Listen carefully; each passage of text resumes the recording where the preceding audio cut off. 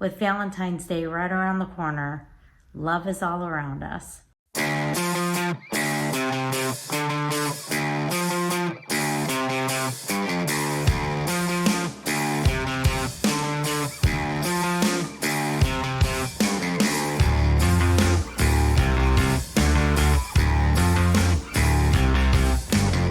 Hi friends, have you ever wondered why some things make you feel extra loved while others don't hit the same?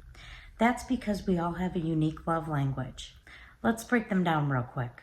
The first one is words of affirmation. If hearing kind, encouraging, and supportive words makes your heart happy, this could be your love language.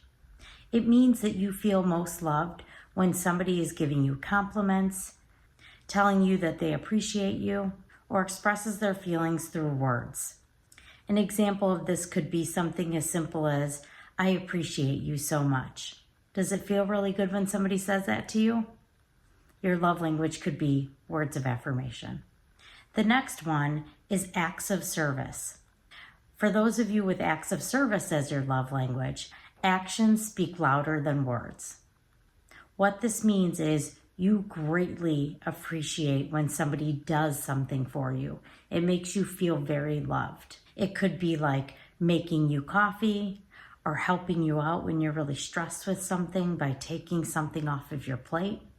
An example of this would be if you've had a long day and you're tired and exhausted, instead of your partner saying to you, "I love you," showing their love by doing the dishes for you or taking care of something around the house likely goes further than the words themselves. Receiving gifts. It's the thought that counts. It's not necessarily about having the most expensive gift. A meaningful present, big or small, makes you feel seen and appreciated.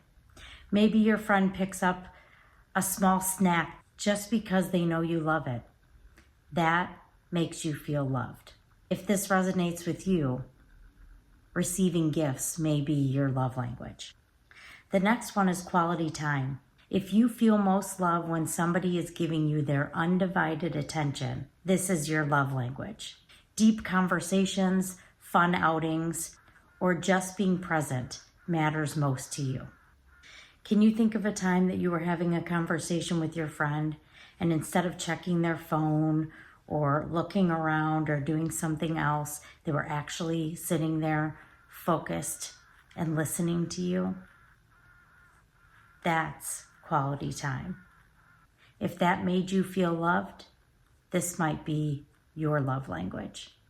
The final love language is physical touch, and this does not necessarily mean intimacy.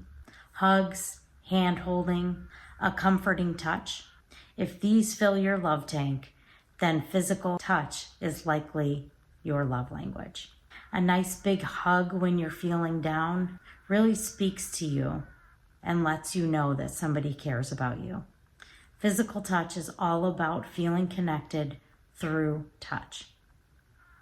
So tell me, which one of these resonates most with you? Or maybe you've taken the love languages quiz that can be found online. Which one is your love language? I would love to hear all about it.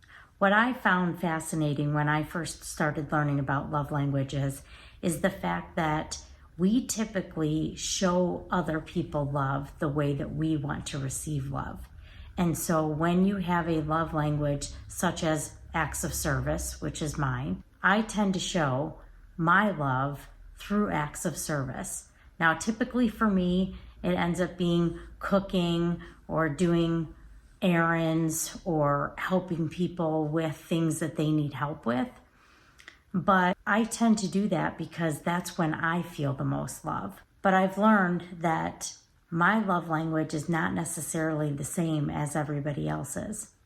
And so when I'm showing love to my children, I often need to think about what their love language is and make sure that I'm showing them love in a way that they are going to receive it and they are going to feel most loved, because that's what I want to do ultimately, is give them the love in the way that they need to feel it.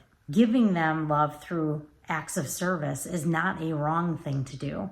It just may not necessarily feel the same to them as if I'm showing them love using their particular love language.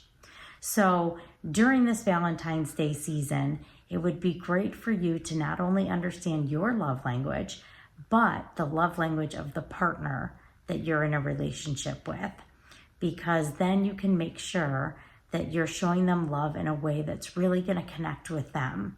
And that will ultimately help you connect together better as a couple. So I hope you found this interesting. I would love to hear about your love language. Tell me about it in the comments.